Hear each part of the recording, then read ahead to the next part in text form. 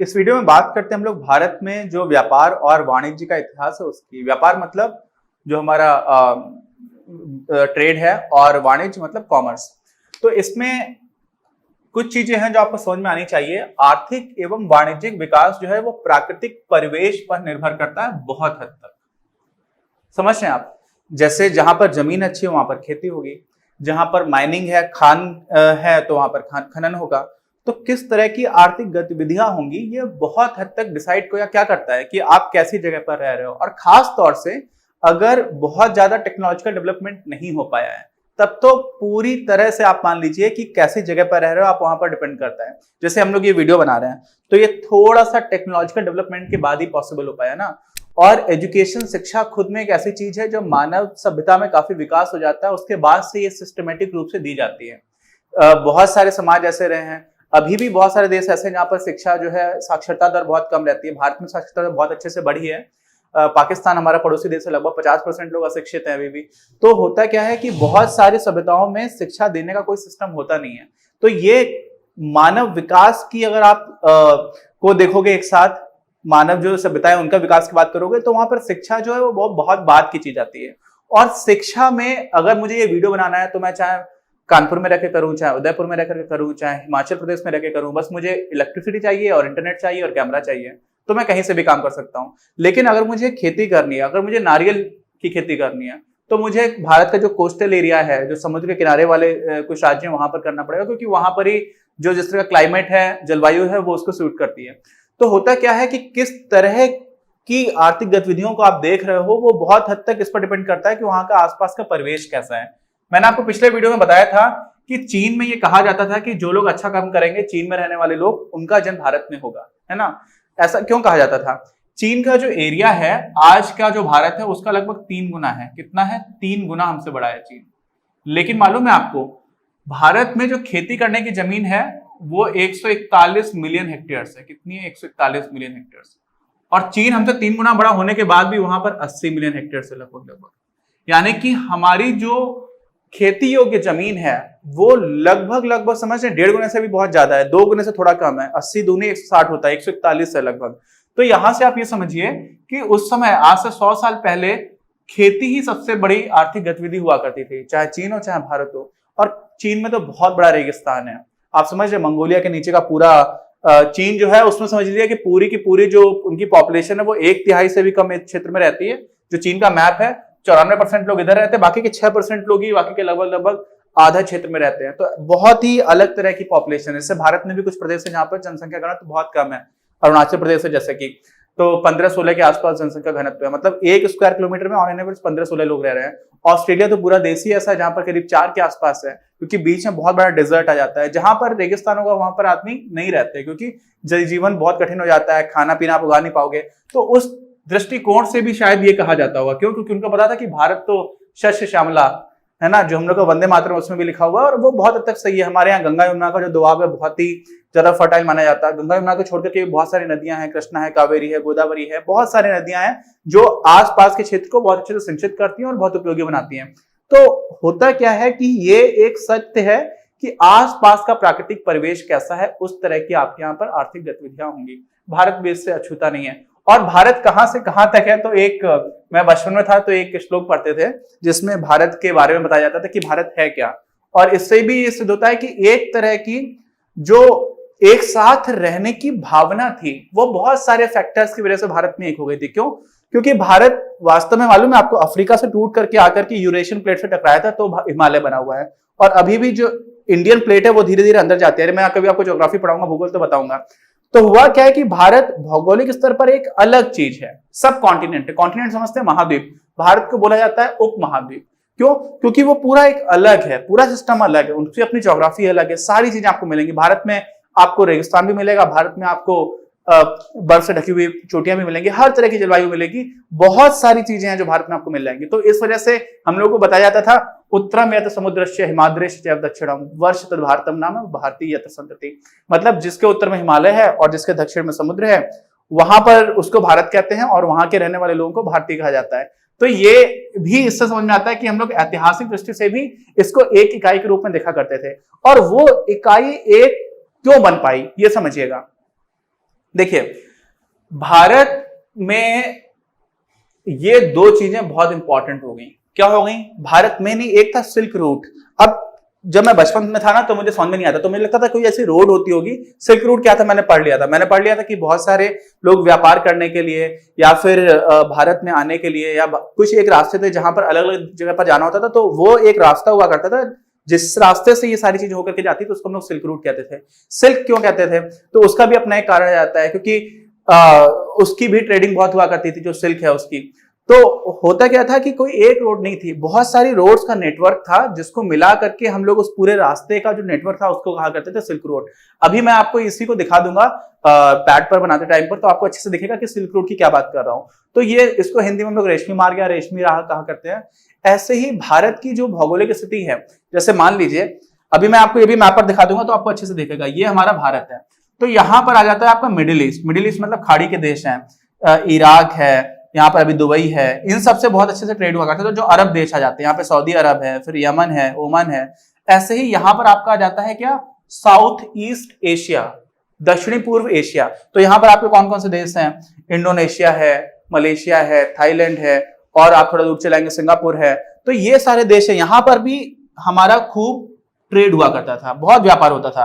तो भारत का जो है ना यहां पर भी बहुत प्रभाव पड़ा, और भारत का यहां पर भी बहुत प्रभाव पड़ा, और यहां का उल्टा भारत पर भी काफी प्रभाव पड़ा। भारत में जो इस्लाम है, इस्लाम का जन्म लगभग इसी क्षेत्र में हुआ था, तो यहां से आया। साथ में हम लोगों का जो आजकल गिनती लिखते हैं ना हम लोग 1 से 10 तक की, इसको भी बोला जाता है Hindu Arabic system, Hindu Arabic numerals बोला जाता है। क्यों? क्योंकि 1 से 10 तक के अंकों का जो प्रयोग पूरी दुनिया कर रही है वो हिंदुओं ने, मतलब जो इंडियंस थे उस टाइम पर, उन्होंने हिंदू नाम दे रखा है। भारत का नाम भी जो हिंदू है ना, हिंदुस्तान, वो भी इन्हीं लोगों ने दिया, अरब के लोगों ने।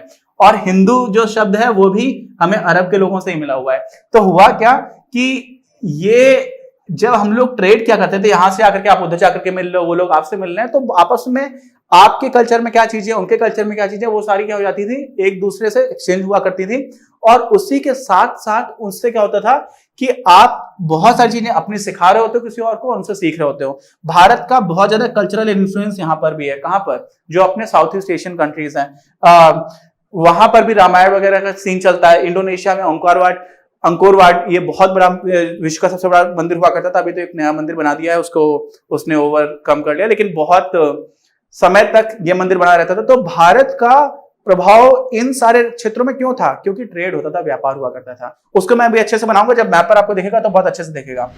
तो जो मैंने अभी बात बताई थी आप लोगों को सिल्क रूट की, तो देखिए ये जो भी लाल रंग से आपको दिख रही हैं, ये सारी रोड्स को जब आप मिला दोगे ना, अलग अलग बहुत सारे रास्ते थे, इन सबको मिलाकर के हम लोग बोला करते थे सिल्क रूट। ठीक है, क्योंकि इस पर बहुत सारे ट्रेड हुआ करता था, और उसमें से रेशम का भी काफी लोग इधर से उधर ले जाया करते थे, तो ये सिल्क रूट हो जाता था। साथ में ये जो नीचे के रास्ते हैं, अब देखिए ये अपना भारत है, और ये भारत के बाद में ये अरब है। तो अरब और भारत के बीच बहुत ज्यादा ट्रांजैक्शन हुआ करता था। ये है, इधर से जाता था। सूरत बहुत इंपॉर्टेंट हुआ करता था, मुंबई उतना इंपॉर्टेंट नहीं था उस टाइम पर, एक पोर्ट के रूप में, बंदरगाह के रूप में। तो यहाँ पर क्या हो रहा है देख रहे हैं आप, ये जितना भी लेन देन है अरब से बहुत ज्यादा लेन देन हुआ करता था। भारत से अगर कुछ यूरोप में जाना है तो अरब के रास्ते से ही जाता था। ये आपका यूरोप है, तो पहले अरब जाती थी चीजें, फिर अरब से फिर यूरोप जाने का सिस्टम बनता था। तो ये पूरा होता क्या था कि जो समुद्री रास्ते थे, और इनमें भारत में आप देख रहे हैं कि ये जो दक्षिण भारत की तरफ से कोई चीजें जा रही हैं, ये सारी क्या होती थी, हमारे यहाँ से मसाले बहुत जाते थे। दक्षिण भारत में बहुत सारे मसाले उत्पन्न किए जाते हैं, तो ये इसीलिए इनको बोला जाता था मसाला मार्ग भी बोलते थे हम लोग। क्या बोलते थे? मसाला मार्ग। और इसी तरह से आप ये समझिए, थोड़ा सा ज्योग्राफी बहुत इंपॉर्टेंट है, मुझे बहुत इंटरेस्टिंग लगती है। और अगर आप एक बार ज्योग्राफी को अच्छे से समझ लेंगे तो हिस्ट्री और न्यूज इन सबको भी समझना बहुत आसान हो जाता है। तो ये अपना भारत है, ये जो दिशा होती है ये होती है पूर्व दिशा। कौन सी दिशा है? पूर्व। ऊपर है आपका उत्तर, ये है आपका पश्चिम।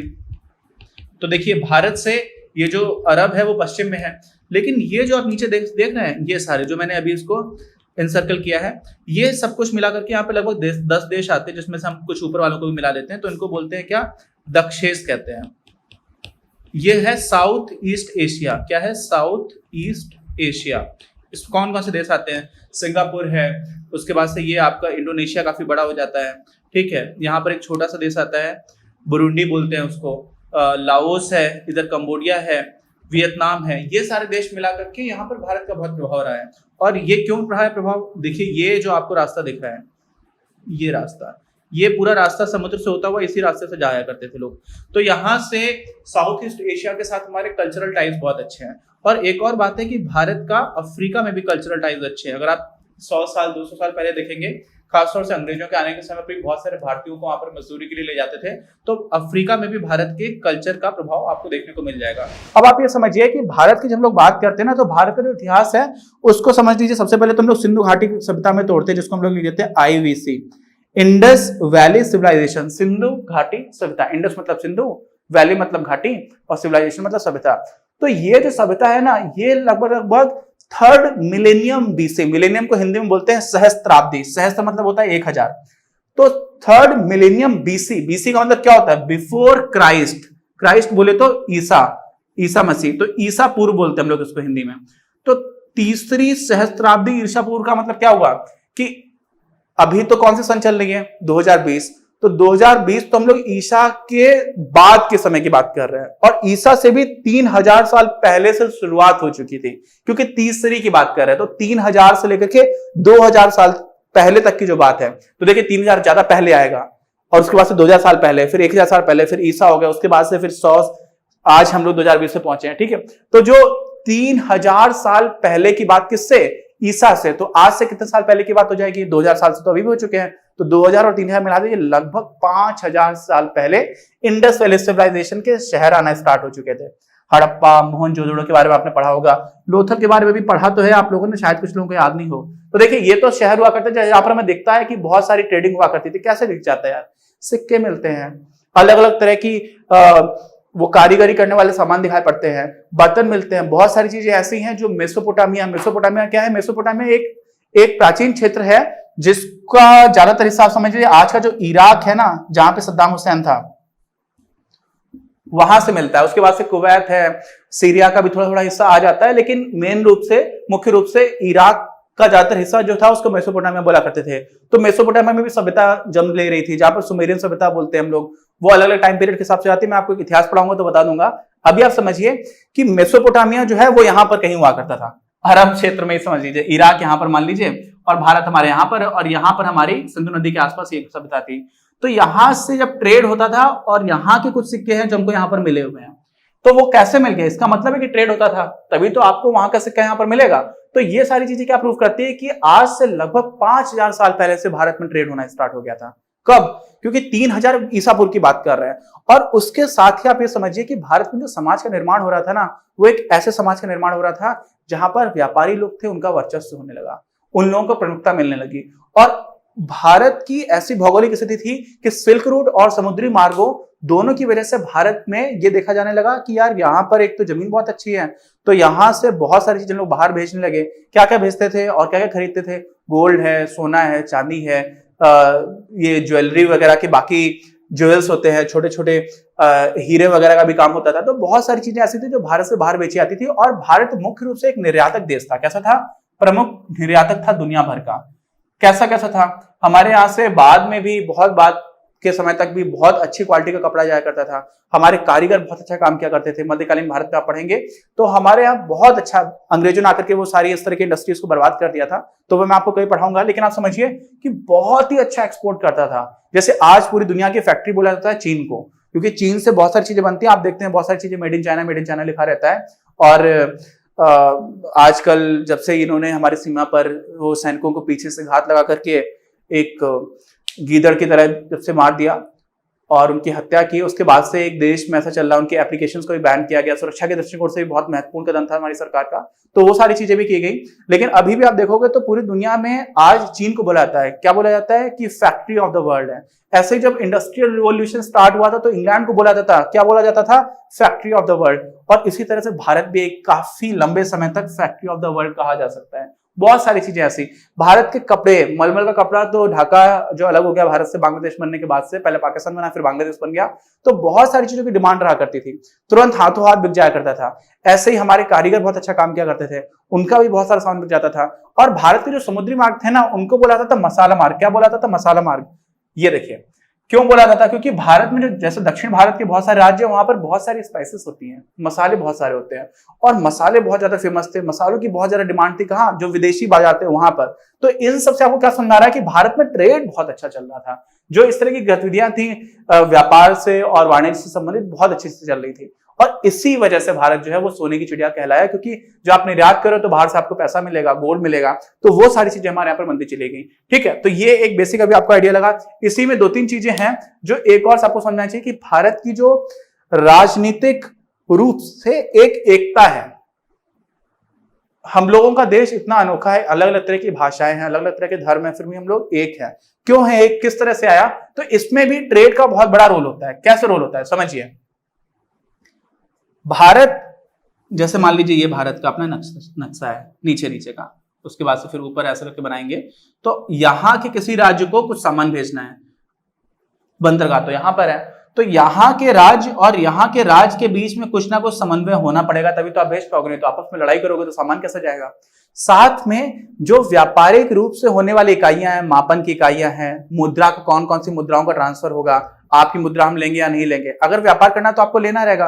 तो एक रूपता आने लगी। क्या आने लगी? एक रूपता आने लगी। साथ में जो हमारे यहाँ का कल्चरल यानी कि सांस्कृतिक रूप से था, पहले इंडस वैली सिविलाइजेशन था, उसके बाद से वैदिक काल आ गया 1900 BC के आसपास, उन सारी चीजों को भी देखोगे तो सांस्कृतिक रूप से हम लोग एक जैसे होते चले गए। उसके बाद से और धर्म आना भी स्टार्ट हुए, लेकिन संस्कृति बदल गई। तो धर्म और संस्कृति बिल्कुल एक नई चीज होते हैं, अलग अलग रहती है। संस्कृति में बहुत सारी चीजें आती है, पहनावा आ जाता है, बोलचाल आ जाती है, नाच गाना आ जाता है, त्योहार आ जाते हैं, बहुत सारी चीजें ऐसी थी जो हमारे यहाँ पर आती गई। साथ में सैन्य सुरक्षा। सैन्य सुरक्षा से क्या हुआ?